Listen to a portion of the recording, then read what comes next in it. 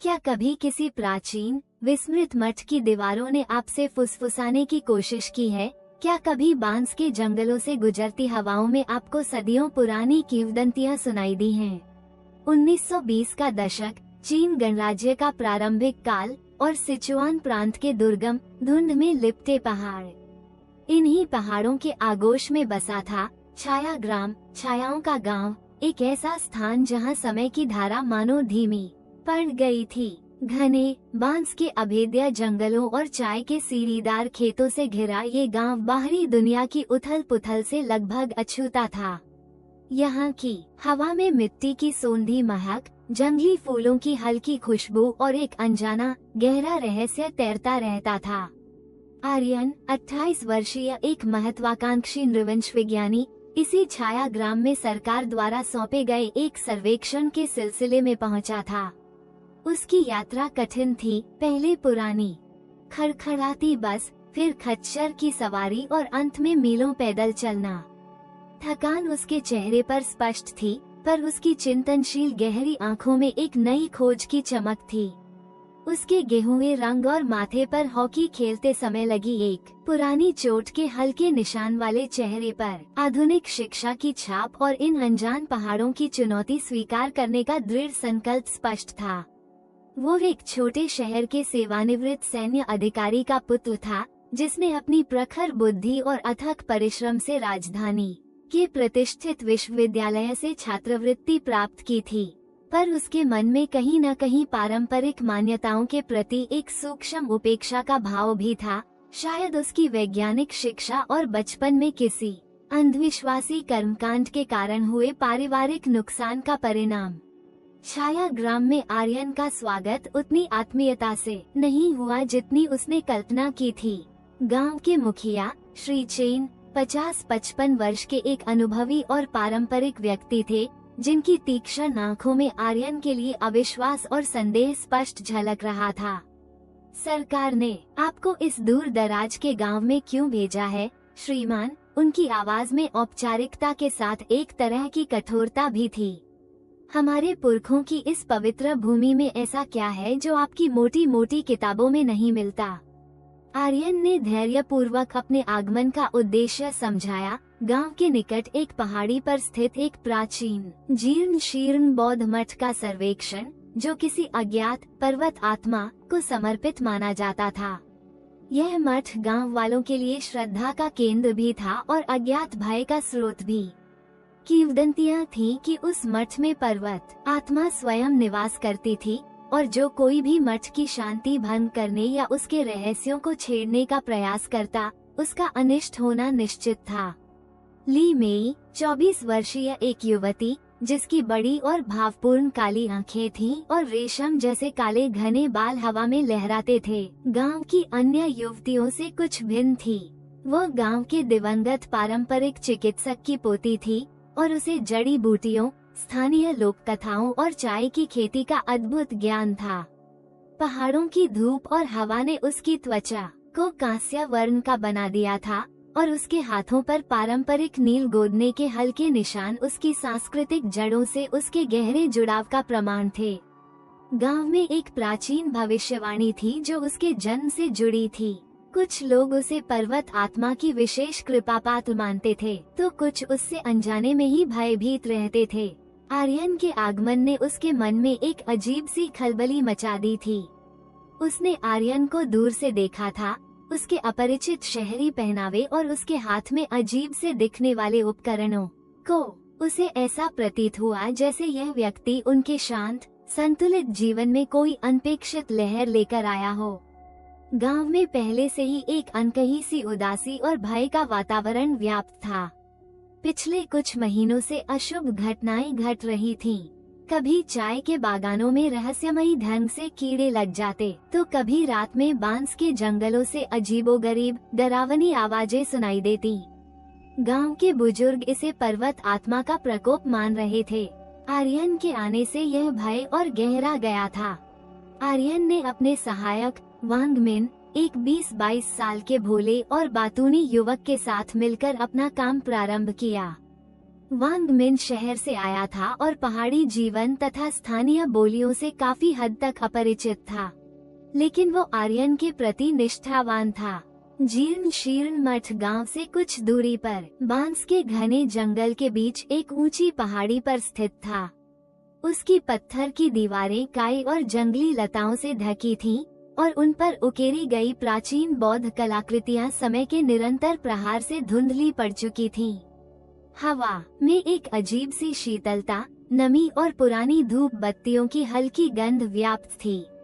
आर्यन ने अपने यंत्र निकाले और मठ की वास्तुशिल्प संरचना, मूर्तियों और भित्ति चित्रों का अध्ययन करने लगा।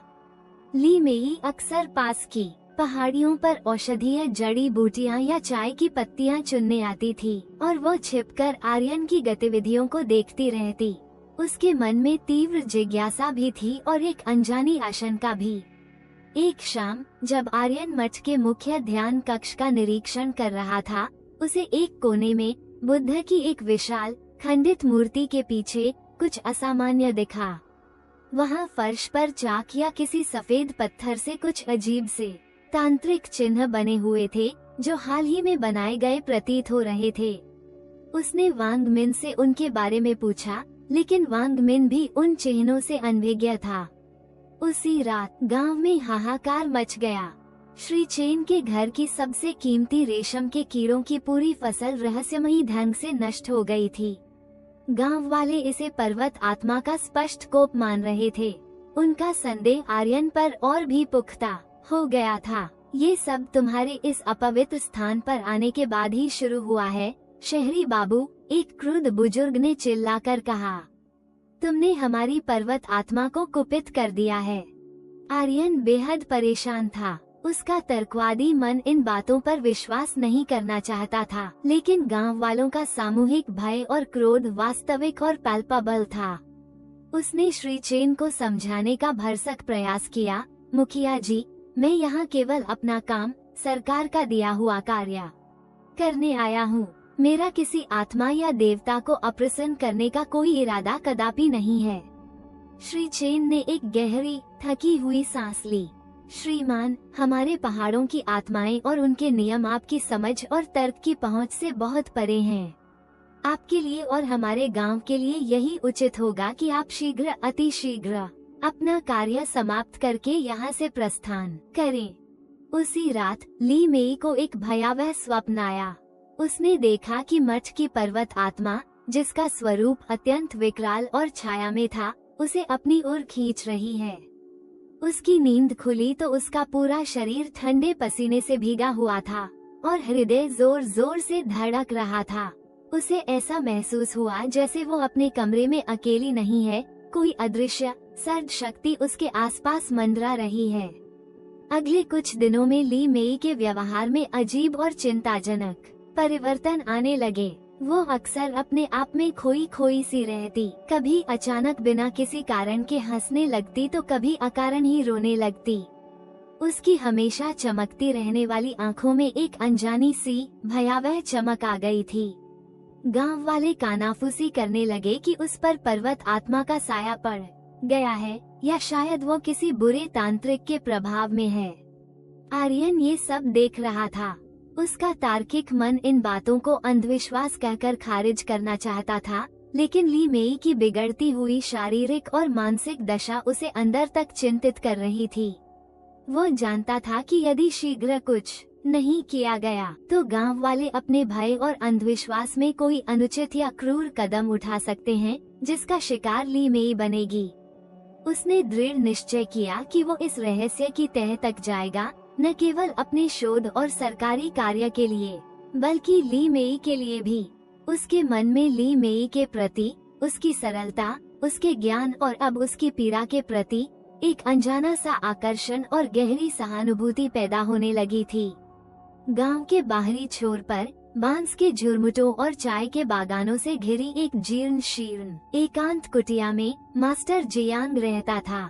लगभग 50 वर्ष की आयु, कृशकाय शरीर, उलझे हुए सफेद होते बाल, आँखों के नीचे गहरे गड्ढे, भस्म और अजीब से ताबीजों से लदा उसकी आँखें किसी शिकारी पक्षी की तरह धधकती रहती और उसकी मुस्कान में एक अजीब सी कुटिलता और रहस्यमयता थी।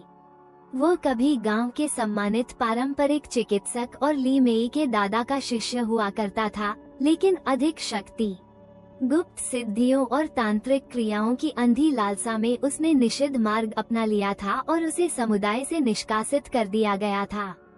वह गांव से, अपने गुरु की विरासत से और विशेषकर ली मेई जिसे वह अपने गुरु की शक्तियों का उत्तराधिकारी मानता था, से प्रतिशोध लेना चाहता था। गांव में हो रही अशुभ घटनाओं और ली मेई की रहस्यमयी दशा के पीछे उसी का शातिर हाथ था। वह पर्वत आत्मा की शक्ति का दुरुपयोग करके गांव पर अपना भयावह नियंत्रण स्थापित करना चाहता था और ली मेई उसकी इस भयावह योजना का एक महत्वपूर्ण अनचाहा हिस्सा बन रही थी। वह पर्दे के पीछे से गांव वालों के भय को और हवा दे रहा था, उन्हें यह विश्वास दिला रहा था कि यह सब पर्वत आत्मा का प्रकोप है और केवल वही अपनी विशेष तांत्रिक शक्तियों से इसे शांत कर सकता है। आर्यन ने मठ और उसके आसपास के क्षेत्र का और भी अधिक गहराई और सूक्ष्मता से अध्ययन करना शुरू किया। एक दिन मठ के पीछे, जहां बांस का जंगल और भी घना और दुर्गम था, उसे चट्टानों के बीच एक संकरे गुप्त मार्ग का आभास हुआ। अत्यधिक कठिनाई और वांगमिन की सहायता से वो उस मार्ग से होते हुए एक छोटी छिपी हुई गुफा तक पहुंचा। गुफा के अंदर कई प्राचीन हाथ से लिखी पांडुलिपियां और बांस की खपच्चियों पर उकेरे गए लेख रखे थे, जो जीर्ण शीर्ण अवस्था में थे लेकिन आश्चर्यजनक रूप से संरक्षित थे। उसने राजू की मदद से उन्हें सावधानी पूर्वक अपनी कुटिया में पहुंचाया। भाषा प्राचीन स्थानीय बोली और कुछ चीनी अक्षरों का मिश्रण थी, जिसे समझने में उसे अत्यधिक कठिनाई हो रही थी। लेकिन कुछ चित्र, प्रतीक और बार बार आने वाले शब्द उसे कहानी का एक धुंधला सा रहस्यमय आभास दे रहे थे। उनमें पर्वत आत्मा, मठ की स्थापना की वास्तविक कहानी और किसी प्राचीन संतुलन के बिगड़ने तथा उसके भयानक परिणामों का अस्पष्ट उल्लेख था। उसमें एक ऐसे छाया तांत्रिक का भी वर्णन था जो पर्वत आत्मा की शक्ति का अपने निजी स्वार्थ के लिए दुरुपयोग करने का प्रयास करेगा और विनाश को आमंत्रित करेगा। आर्यन को अब ये स्पष्ट होने लगा था कि यह मामला उतना सीधा और सरल नहीं है जितना वह प्रारंभ में समझ रहा था। इसमें कोई गहरा, भयावह रहस्य और मानवीय षड्यंत्र छिपा हुआ था। उसने निश्चय किया कि वो ली मेई से इस विषय में बात करेगा। शायद वह अपने पारंपरिक ज्ञान और लोक कथाओं की समझ से इन पांडुलिपियों के गूढ़ अर्थों को समझने में उसकी सहायता कर सके। उसके हृदय में एक अज्ञात आशा की किरण जगी थी, शायद समाधान इन्हीं प्राचीन लेखों में छिपा हो। एक ढलती शाम, जब सूरज की आखिरी किरणें बांस के झुरमुटों से छनकर आ रही थीं और ली मेई अपनी छोटी सी झोपड़ी के बाहर उदास बैठी चाय के पौधों को देख रही थी, आर्यन साहस जुटाकर उसके पास पहुंचा। उसके हाथ में सावधानी से संभाली हुई वे प्राचीन पांडुलिपियां थीं। ली मेई, उसने धीमी संयत आवाज में कहा, मुझे तुम्हारी सहायता की आवश्यकता है। ली मेई ने चौंककर उसकी ओर देखा। उसकी सुंदर आँखों में अब भी वह अनजानी भयावह चमक थी, लेकिन उसमें गहरे भय, भ्रम और अवसाद का एक दर्दनाक मिश्रण भी स्पष्ट झलक रहा था। मेरी सहायता? तुम मुझसे क्या चाहते हो, शहर वाले बाबू? उसकी आवाज में एक अजीब सी उदासीनता और कड़वाहट थी। आर्यन ने बिना किसी भूमिका के वे पांडुलिपियां उसके सामने रख दी। ये मुझे मठ के पास उस छिपी हुई गुफा से मिली हैं। क्या तुम इन्हें पढ़ या समझ सकती हो? मुझे दृढ़ विश्वास है कि इनमें गांव में घट रही इन रहस्यमयी और भयावह घटनाओं का कोई महत्वपूर्ण रहस्य छिपा हुआ है। ली मेई ने झिझकते हुए, कांपते हाथों से उन पांडुलिपियों को छुआ। जैसे ही उसकी उंगलियों ने उन प्राचीन बांस की खपच्चियों और जीर्ण शीर्ण कागज को स्पर्श किया, उसे एक तीव्र अज्ञात सिहरन सी महसूस हुई, जैसे कोई भूली बिसरी स्मृति उसके मन में कौंध गई हो। उसने पढ़ना शुरू किया। भाषा अत्यंत कठिन और कई स्थानों पर अस्पष्ट थी, लेकिन कुछ प्रतीक, कुछ चित्र और कुछ बार बार दोहराए गए वाक्यांश उसे जाने पहचाने लगे, जैसे उसके दादा ने बचपन में उसे कभी ऐसी ही रहस्यमयी कहानियों और संकेतों के बारे में बताया हो। पढ़ते पढ़ते उसके चेहरे का भाव तेजी से बदलने लगा। भय और भ्रम की जगह अब गहरे आश्चर्य, चिंता और एक अजीब सी पहचान की भावना ने ले ली थी। इसमें लिखा है, उसने अंततः एक कांपती हुई धीमी आवाज में कहा। उसकी आंखें पांडुलिपि पर गड़ी थीं कि पर्वत आत्मा इस घाटी, इन जंगलों और इस गांव की आदिकालीन संरक्षिका है। वो संतुलन और पवित्रता की प्रतीक है।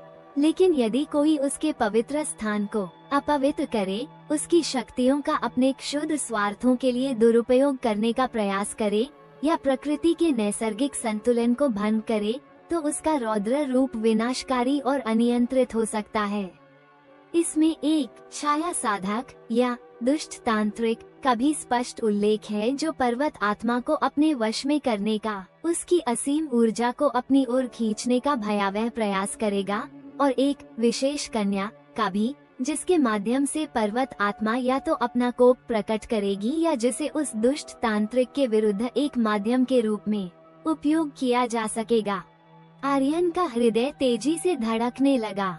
उसने धीरे से पूछा, क्या यह विशेष कन्या, क्या वो तुम हो, ली मेई? ली मेई ने धीरे से सिर हिलाया। उसकी आंखें अब आंसुओं से भरी थीं और उनमें एक गहरी असहाय पीड़ा झलक रही थी। मुझे नहीं पता ये सब क्या हो रहा है, आर्यन। मैं कुछ नहीं समझ पा रही। मुझे हर पल एक अनजाना भयानक डर सताता रहता है। ऐसा लगता है जैसे कोई और शक्ति मेरे शरीर और मन पर अधिकार करने की कोशिश कर रही हो। आर्यन ने पहली बार ली मेई की आंखों में इतनी गहरी वेदना और निस्सहायता देखी थी। उसका हृदय करुणा और एक अजीब से अपनत्व से भर गया। डरो मत, ली मेई, उसने सहज ही उसके कंधे पर हाथ रखते हुए कहा। हम मिलकर इस भयावह रहस्य को सुलझाएंगे और इसका सामना करेंगे। मैं तुम्हें अकेला नहीं छोड़ूंगा, मैं तुम्हें कुछ नहीं होने दूंगा। ये कहते हुए उसने अनजाने में ही ली मेई का हाथ थाम लिया था। ली मेई ने भी कोई विरोध नहीं किया, बल्कि उसके स्पर्श में उसे एक अनकहा सा विश्वास, एक अनजाना सा सहारा महसूस हुआ। उधर मास्टर जियांग अपनी कुटिल योजनाओं को अंतिम निर्णायक रूप दे रहा था। उसे अपने गुप्तचरों से पता चल गया था कि आर्यन ने गुफा और पांडुलिपियों को खोज लिया है और वह ली मेई के साथ मिलकर कुछ समझने की कोशिश कर रहा है। उसने गांव वालों के बीच ये भयावह अफवाह और तेजी से फैला दी कि आर्यन एक विदेशी जासूस है जो उनकी पर्वत आत्मा की शक्ति चुराने आया है, और ली मेई अपनी विशेष स्थिति के कारण अनजाने में उसकी मदद कर रही है, जिससे देवता का प्रकोप और भी बढ़ गया है। कुछ सीधे साधे भयभीत गांव वाले, जो पहले से ही अशुभ घटनाओं से त्रस्त थे, उसकी धूर्ततापूर्ण बातों में आसानी से आ गए। श्री चेन भी भारी दबाव और असमंजस में थे। उन्हें समझ नहीं आ रहा था कि किसका विश्वास करें और किसका नहीं। आर्यन और ली मेई ने मिलकर उन रहस्यमयी पांडुलिपियों का गहन अध्ययन जारी रखा। उन्हें धीरे धीरे पता चला कि पर्वत आत्मा को शांत करने और गांव को इस संकट से उबारने का एक विशेष प्राचीन अनुष्ठान है, जो केवल एक विशिष्ट पूर्णिमा की रात को ही कुछ विशेष परिस्थितियों में संपन्न किया जा सकता है। और वह भयावह पूर्णिमा बस कुछ ही दिन दूर थी। अनुष्ठान के लिए कुछ अत्यंत दुर्लभ, पहाड़ों में ऊंचाई पर पाई जाने वाली औषधीय जड़ी बूटियों, कुछ विशिष्ट पवित्र वस्तुओं और एक अत्यंत शक्तिशाली गुप्त मंत्र की आवश्यकता थी। जड़ी बूटियों और पवित्र वस्तुओं का ज्ञान ली मेई को अपने दादा से विरासत में मिला था, लेकिन वो गुप्त और शक्तिशाली मंत्र पांडुलिपियों में अधूरा और कई स्थानों पर सांकेतिक भाषा में लिखा हुआ था, जिसे समझना लगभग असंभव था। यह मंत्र, ली मेई ने गहरी चिंता और निराशा के साथ कहा, इसे केवल वही व्यक्ति पूर्ण और सिद्ध कर सकता है जिसे या तो स्वयं पर्वत आत्मा का प्रत्यक्ष आशीर्वाद प्राप्त हो, या जिसे प्रकृति के गूढ़तम रहस्यों और प्राचीन तांत्रिक विधाओं का गहरा सिद्ध ज्ञान हो। आर्यन गंभीर रूप से चिंतित हो गया। उन्हें अचानक गांव के उस रहस्यमयी एकांतवासी वृद्ध चिकित्सक मास्टर ताओ की याद आई, जिसके बारे में गांव में तरह तरह की किंवदंतियां प्रचलित थीं। कुछ लोग उन्हें सिद्ध पुरुष मानते थे, तो कुछ उन्हें एक पागल भटका हुआ साधक। वो गांव के सबसे पुराने और शायद सबसे ज्ञानी व्यक्ति थे, लेकिन पिछले कुछ समय से वह रहस्यमयी ढंग से और भी अधिक चुप हो गए थे और किसी से मिलते जुलते नहीं थे। आर्यन और ली मेई ने उनसे मिलने और सहायता मांगने का कठिन निर्णय लिया। मास्टर ताओ की छोटी सी साधारण कुटिया गांव के दूसरे छोर पर एक घने प्राचीन बांस के झुरमुट और एक छोटी सी कल कल करती पहाड़ी नदी के पीछे लगभग छिपी हुई थी। जब वे अत्यंत कठिनाई से वहां पहुंचे, तो कुटिया का जीर्ण शीर्ण दरवाजा बंद था। आर्यन ने झिझकते हुए आवाज लगाई, मास्टर ताओ, क्या आप अंदर हैं? हमें आपकी अत्यंत महत्वपूर्ण सहायता की आवश्यकता है। कुछ देर तक अंदर से कोई जवाब नहीं आया, केवल नदी के बहने और हवा से बांस के टकराने की सरसराहट सुनाई देती रही। फिर धीरे से शर्मराता हुआ दरवाजा खुला और मास्टर ताओ बाहर निकले। उनकी आयु 70 के पार लग रही थी। शरीर तपस्या और आयु के कारण थोड़ा झुक गया था। बाल और दाढ़ी बर्फ की तरह सफेद थे, लेकिन उनकी गहरी शांत आंखों में अभी भी अद्भुत ज्ञान, करुणा और एक रहस्यमयी चमक थी। उन्होंने आर्यन और ली मेई को ध्यान से देखा और उनके झुर्रियों भरे चेहरे पर एक हल्की रहस्यमयी मुस्कान फैल गई। मुझे ज्ञात था कि तुम दोनों अंततः मेरे पास आओगे, उन्होंने एक धीमी, स्थिर और उड़ीवितेलनो रूप से मधुर आवाज में कहा। प्रकृति ने संकेत भेज दिए थे, समय आ गया है। आर्यन और ली मेई पुनर्तः हैरान और अवाक रह गए। आपको कैसे पता था, मास्टर? आर्यन ने हकलाते हुए पूछा। पहाड़ों की आत्माएं, ये हवाएं, ये नदियाँ, ये सब आपस में बात करती हैं, बेटा। मास्टर ताओ स्नेहपूर्वक मुस्कुराए। और मास्टर जियांग की काली छाया और उसकी कुटिल गतिविधियां मुझसे छिपी नहीं हैं। वह मेरा ही पथभ्रष्ट महत्वाकांक्षी शिष्य था, जिसने ज्ञान का दुरुपयोग करने का मार्ग चुना।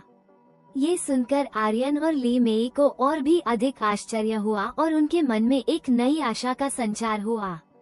मास्टर ताओ ने उन्हें अंदर अपनी साधारण सी कुटिया में बुलाया और विस्तार से बताया कि कैसे मास्टर जियांग ने शक्ति और अमरता की अंधी लालसा में तांत्रिक शक्तियों का भयावह निषिद्ध मार्ग अपना लिया था। उन्होंने ये भी स्पष्ट किया कि पर्वत आत्मा वास्तव में क्रुद्ध नहीं है, बल्कि मास्टर जियांग उसकी पवित्र ऊर्जा को अपनी ओर खींचने, उसे दूषित करने और अपने भयावह स्वार्थों के लिए उपयोग करने का घृणित प्रयास कर रहा है, जिससे प्रकृति का सदियों पुराना नाजुक संतुलन बुरी तरह से बिगड़ रहा है। और ली मेई अपनी विशेष संवेदनशीलता और पर्वत आत्मा के साथ अपने जन्मजात रहस्यमय संबंध के कारण उस भयावह असंतुलन को सबसे अधिक तीव्रता से महसूस कर रही है, जो उसे शारीरिक और मानसिक रूप से तोड़ रहा है। वो अधूरा सांकेतिक मंत्र, मास्टर ताओ ने कहा, अपनी चमकती आंखों से उन्हें देखते हुए। वह और उसे सिद्ध करने की संपूर्ण गुप्त विधि मेरे पास सुरक्षित है, मेरे गुरुओं की विरासत के रूप में। लेकिन ये जान लो कि यह अनुष्ठान अत्यंत शक्तिशाली और उतना ही खतरनाक भी है। मास्टर जियांग इसे रोकने और विफल करने के लिए अपनी समस्त काली शक्तियों का प्रयोग करेगा।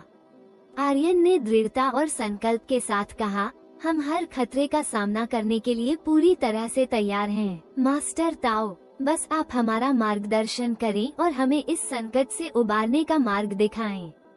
मास्टर ताओ ने ली मेई की ओर गहरी करुणा और स्नेह से देखा। पुत्री, उन्होंने कहा, तुम्हारे अंदर असीम अज्ञात शक्ति और पवित्रता है। तुम्हें अपने समस्त भय और शंकाओं पर विजय प्राप्त करनी होगी और पर्वत आत्मा की सकारात्मक संरक्षिका ऊर्जा के साथ पूर्ण सामंजस्य स्थापित करना होगा। तुम ही इस संतुलन को पुनः स्थापित करने की कुंजी हो। पूर्णिमा की भयावह रात अंततः आ ही गई। आकाश में विशाल रक्तिम चांद अपनी रहस्यमयी दूधिया रोशनी बिखेर रहा था, जिससे पहाड़ों और जंगलों की छायाएं और भी गहरी और डरावनी लग रही थीं। बांस के जंगल में एक अजीब अप्राकृतिक शांति छाई हुई थी, लेकिन हवा में एक अनजाना भारी तनाव और अशुभ की आशंका भी स्पष्ट रूप से महसूस हो रही थी। आर्यन, ली मेई, मास्टर ताओ और श्री चेन, जिन्हें मास्टर ताओ ने पूरी सच्चाई बताकर और मास्टर जियांग के षड्यंत्र का प्रमाण देकर अपने पक्ष में कर लिया था, तथा कुछ गिने चुने विश्वास पात्र और साहसी गांव वाले प्राचीन जीर्ण शीर्ण मठ की ओर बढ़े। वांग मिन भी डर के बावजूद अपने साहब के प्रति निष्ठा के कारण कांपते हुए उनके साथ था। मठ के मुख्य ध्यान कक्ष, जो अब गर्भगृह जैसा प्रतीत हो रहा था, में मास्टर जियांग अपनी भयावह तांत्रिक क्रियाओं में पूरी तरह से लीन था। उसने चारों ओर काले मोम की मोमबत्तियां जला रखी थीं, जिनकी टिमटिमाती विकृत लौ दीवारों पर भयानक छायाएं बना रही थी। हवा में किसी अज्ञात दुर्गंधित पदार्थ के जलने और अजीब से कर्णकटु मंत्रों की ध्वनि गूंज रही थी। जैसे ही उसने आर्यन और उसके साथियों को वहां देखा, उसकी धधकती आंखों में पाशविक क्रोध और घृणा की ज्वाला भड़क उठी। आ गए तुम सब चींटियां, आज मुझे कोई नहीं रोक सकता। यह असीम शक्ति, यह अमरता सब मेरी होगी, वो कर्कश स्वर में चीखा।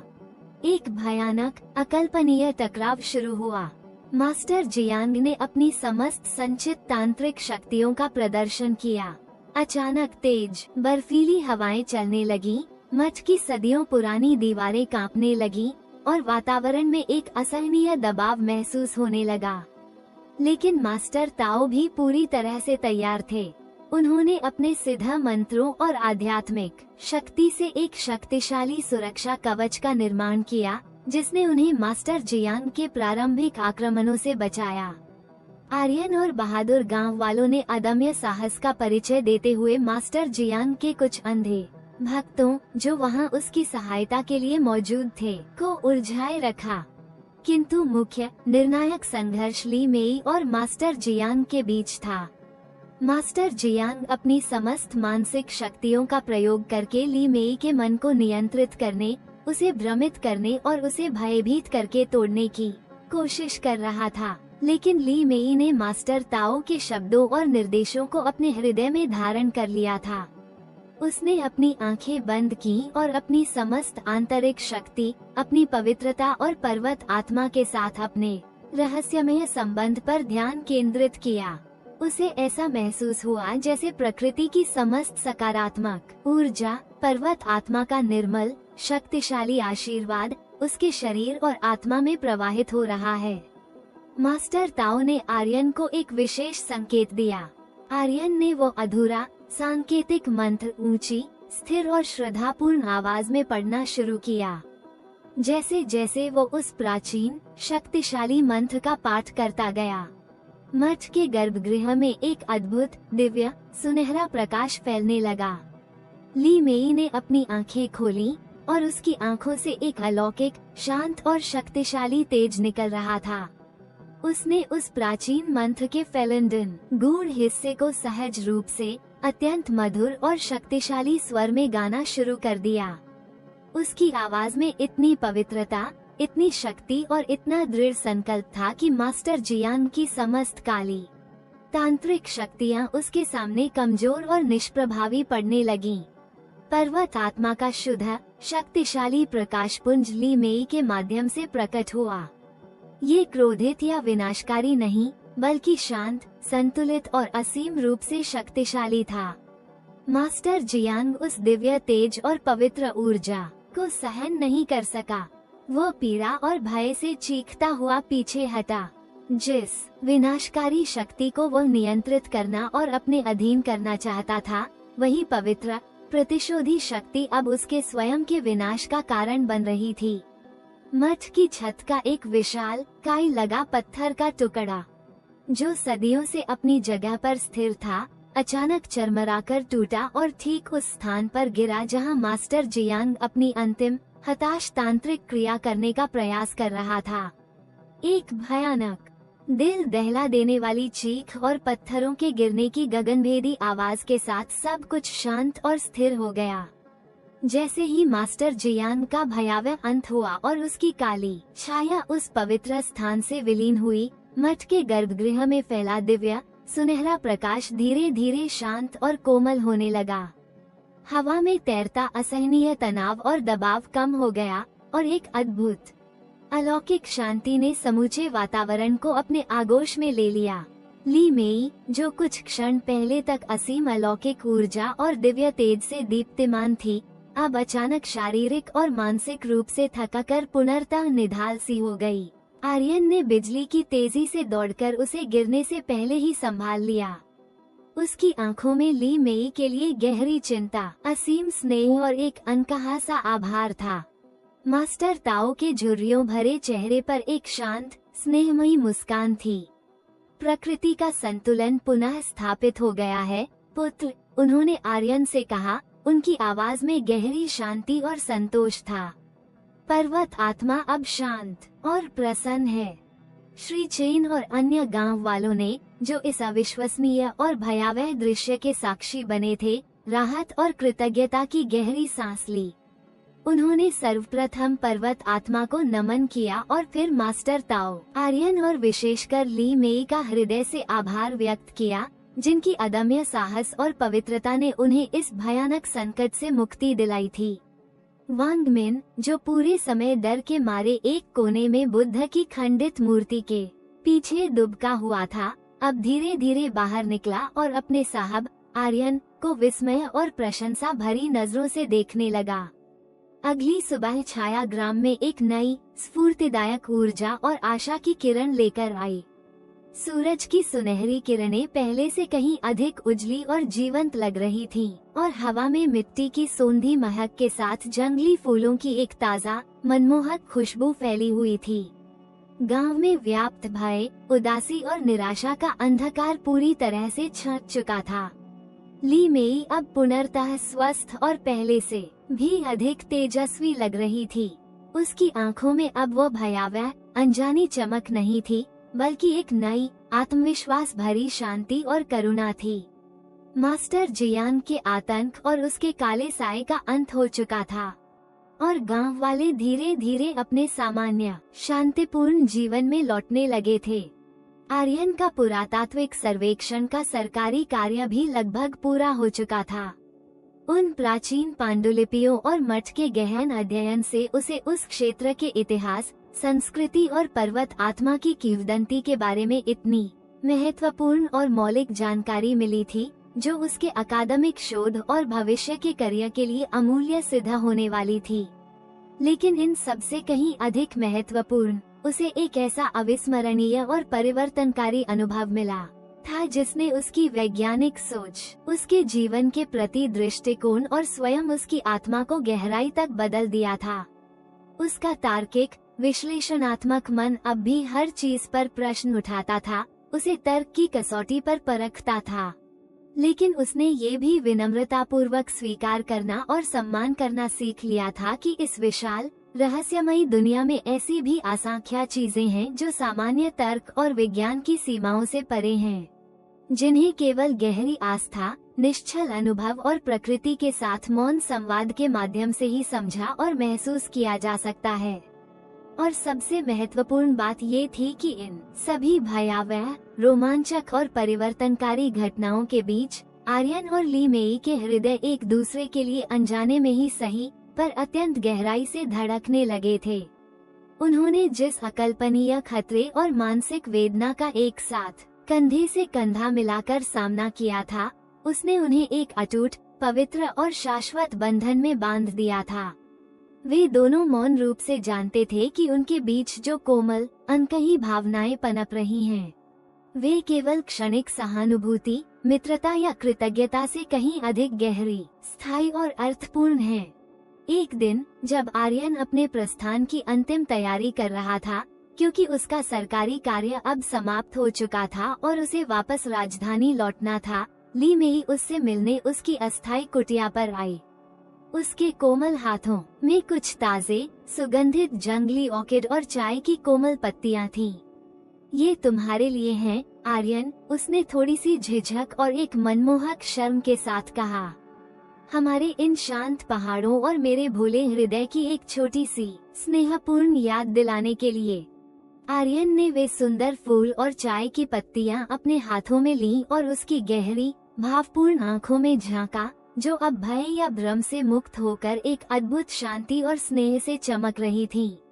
ली मेई, वो कुछ कहना चाहता था, अपने हृदय की उन गहराइयों को व्यक्त करना चाहता था जिन्हें उसने पहले कभी महसूस नहीं किया था, लेकिन शब्द जैसे उसके गले में ही अटक गए थे।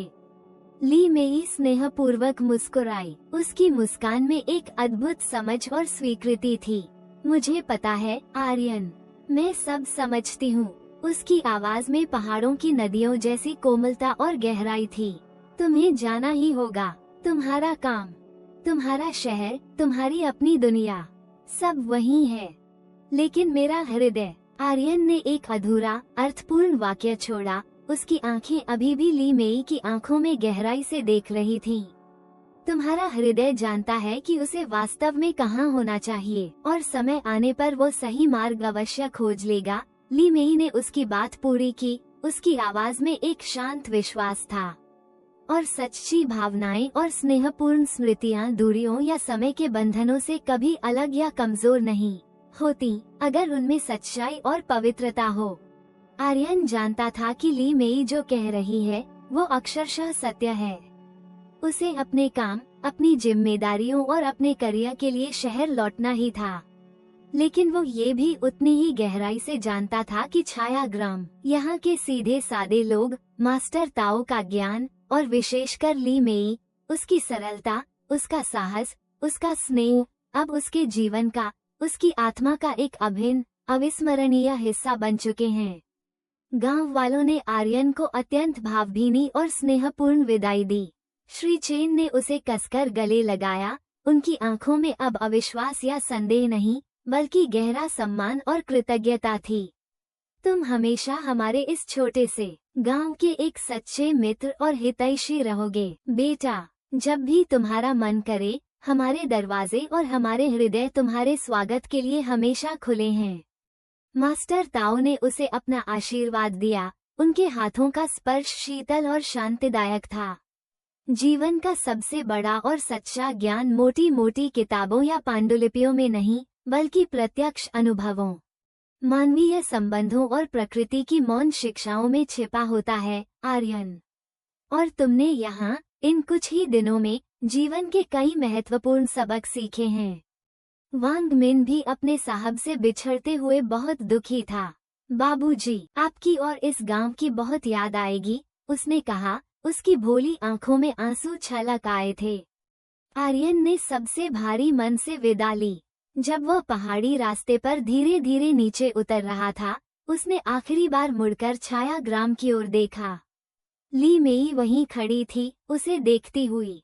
उसके हाथ में वे जंगली ऑर्किड और चाय की पत्तियां हवा में धीरे धीरे लहरा रही थीं। उनकी आंखें एक बार फिर मिलीं और उन आंखों में एक अनकहा मौन वादा था, फिर मिलने का, एक दूसरे को याद रखने का और शायद एक साथ एक नया भविष्य बुनने का वादा। आर्यन शहर लौट आया, अपनी परिचित दुनिया में, लेकिन उसका मन और उसकी आत्मा छायाग्राम की शांत, रहस्यमयी वादियों में ही भटकते रहे। उसने अपनी विस्तृत रिपोर्ट पूरी की, जिसमें उसने न केवल उस प्राचीन मठ के पुरातात्विक और ऐतिहासिक महत्व का सूक्ष्मता से वर्णन किया, बल्कि छायाग्राम की अनूठी, समृद्ध सांस्कृतिक विरासत, वहाँ के लोगों की अदम्य जिजीविषा और प्रकृति के साथ उनके गहरे, सामंजस्यपूर्ण संबंध का भी सजीव चित्रण किया। उसने पर्वत आत्मा की प्राचीन किंवदंती को एक वैज्ञानिक दृष्टिकोण से प्रस्तुत करने के बजाय एक गहन प्रतीकात्मक लोककथा के रूप में दर्शाया, जिसमें प्रकृति के संरक्षण, संतुलन और मानवीय लालच के दुष्परिणामों का एक गूढ़, कालातीत संदेश छिपा हुआ था। वो जानता था कि वो ली मेई को कभी नहीं भूल सकता। हर पूर्णिमा की रात, जब विशाल, रुपेला चांद अपनी पूरी आभा और शीतलता के साथ चमकता, उसे ली मेई, वो प्राचीन मठ और वहाँ घटी वे अविश्वसनीय, रहस्यमयी घटनाएं चलचित्र की तरह याद आती। वो ली मेई को नियमित रूप से पत्र लिखता और ली मेई भी गांव के स्कूल मास्टर की मदद से उसे सुंदर, भावपूर्ण जवाब भेजती। उनके पत्रों में उनके हृदयों की बातें होती थीं, उनकी साझा स्मृतियां, उनकी छोटी छोटी खुशियां, उनकी भविष्य की अनिश्चित आशाएं और एक दूसरे के प्रति बढ़ता हुआ अगाध स्नेह। कुछ महीने अथक प्रतीक्षा और बेचैनी में बीते। फिर एक दिन आर्यन को अपने वरिष्ठ अधिकारियों से एक अप्रत्याशित समाचार मिला। उसके उत्कृष्ट शोध कार्य और छायाग्राम पर उसकी विस्तृत संवेदनशील रिपोर्ट से प्रभावित होकर सरकार ने उस क्षेत्र में एक दीर्घकालिक सांस्कृतिक और पारिस्थितिक संरक्षण परियोजना को मंजूरी दे दी थी, और उस परियोजना का नेतृत्व करने के लिए सबसे योग्य व्यक्ति आर्यन को ही माना गया था। यह आर्यन के लिए एक सपने के सच होने जैसा था।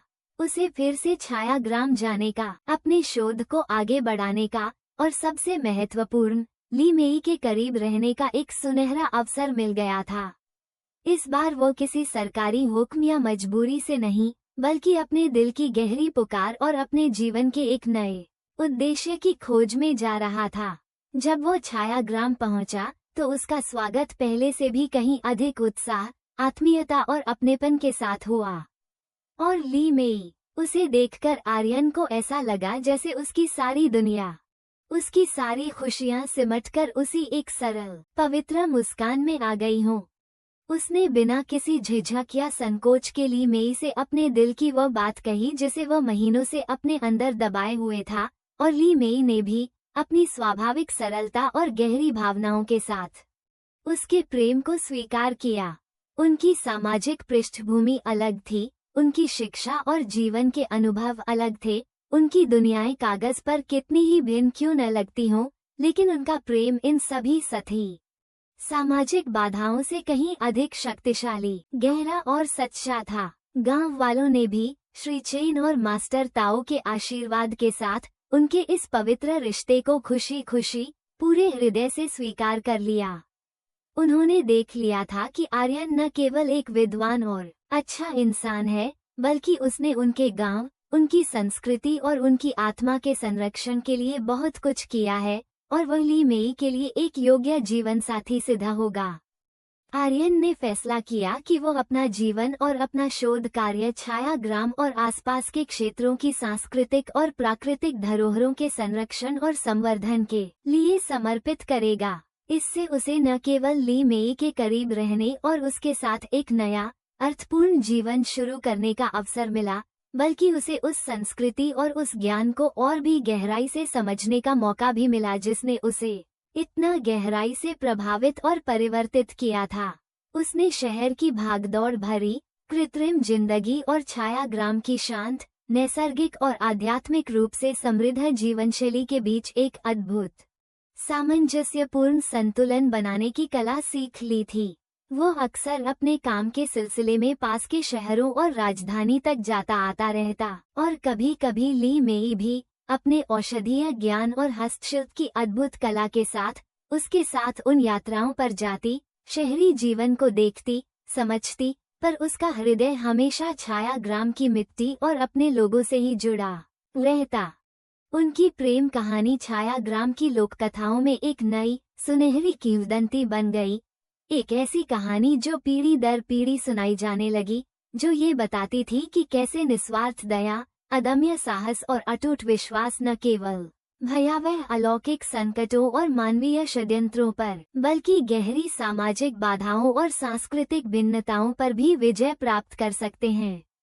ये कहानी उस अप्रत्याशित, पवित्र प्रेम की थी जो दो अलग अलग, विपरीत सी लगने वाली दुनियाओं के इंसानों को एक अटूट बंधन में बांध गया था, और यह उस पारंपरिक ज्ञान, उस गहरी आस्था और प्रकृति के प्रति उस अगाध सम्मान का भी उत्सव मनाती थी जो आधुनिक जीवन की जटिलताओं और चुनौतियों के बीच भी अपना शाश्वत महत्व और प्रासंगिकता बनाए रखती है। आर्यन और ली मेई का जीवन सुख, शांति और एक गहरे उद्देश्य की भावना से भर गया।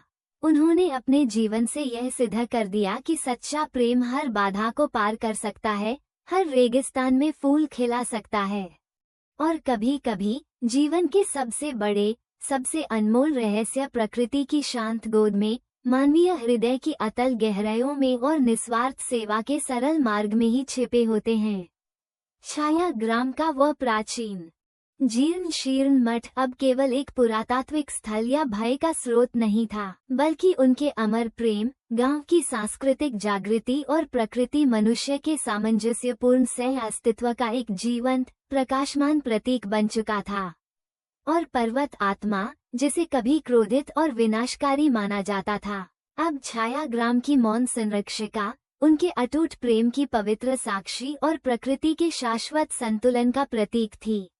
हवाएं अब भी वहां सदियों पुरानी किंवदंतियां और लोकगाथाएं सुनाती थीं, लेकिन अब उन प्राचीन कथाओं में एक नई, मधुर और प्रेरणादायक कहानी और जुड़ गई थी, आर्यन और ली मेई की अद्वितीय प्रेम कहानी, जो अंधकार पर प्रकाश की, घृणा पर प्रेम की और अज्ञान पर ज्ञान की शाश्वत विजय का उद्घोष करती थी। ये कहानी यहीं समाप्त नहीं होती, बल्कि एक नए अध्याय का आरंभ करती है। आर्यन और ली मेई ने मिलकर छाया ग्राम को एक आदर्श गांव बनाने का संकल्प लिया, एक ऐसा स्थान जहां परंपरा और प्रगति, प्रकृति और विज्ञान, आध्यात्मिकता और भौतिक विकास साथ साथ चल सकें। आर्यन ने अपने संपर्कों और ज्ञान का उपयोग करके गांव में एक छोटा सा विद्यालय और एक प्राथमिक स्वास्थ्य केंद्र स्थापित करने में सरकार और कुछ गैर सरकारी संस्थाओं से सहायता प्राप्त की। ली मेई ने महिलाओं को पारंपरिक हस्तशिल्प और औषधीय पौधों की खेती के लिए प्रोत्साहित किया, जिससे उन्हें आर्थिक आत्मनिर्भरता मिली। मास्टर ताओ उनके इन प्रयासों को देखकर अत्यंत प्रसन्न थे। वो अक्सर कहते, सच्चा ज्ञान वही है जो दूसरों के जीवन में प्रकाश लाए, और सच्चा प्रेम वही है जो सेवा और समर्पण का मार्ग दिखाए।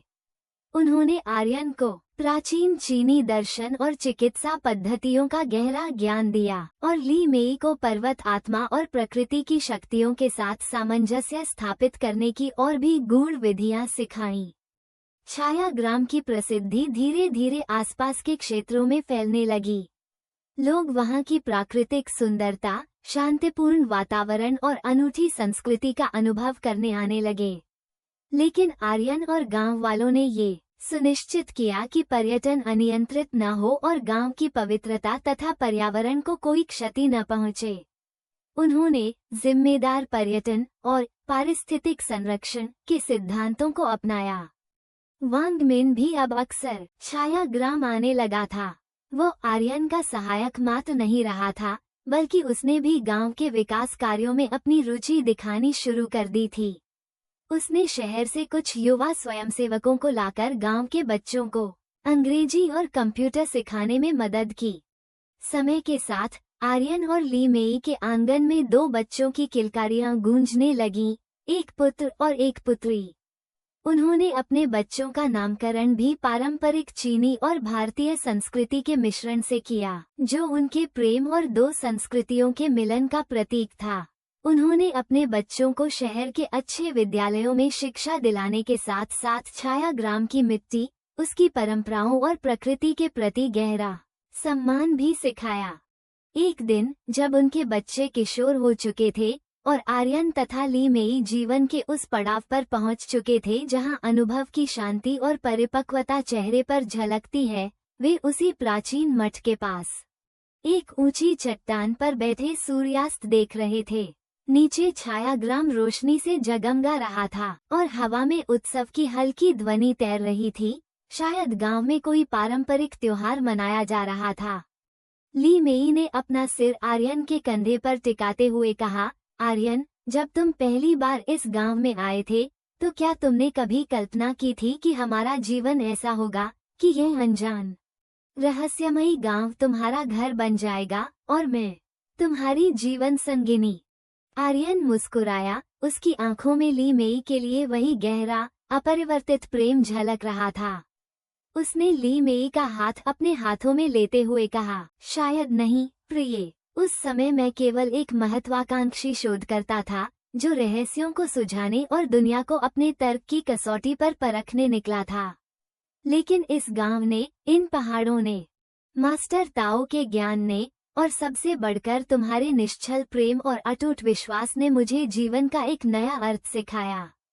तुमने मुझे सिखाया कि सबसे बड़े रहस्य तर्क से नहीं, हृदय से सुलझते हैं, और सबसे बड़ी शक्ति विध्वंस में नहीं, सृजन और प्रेम में निहित है।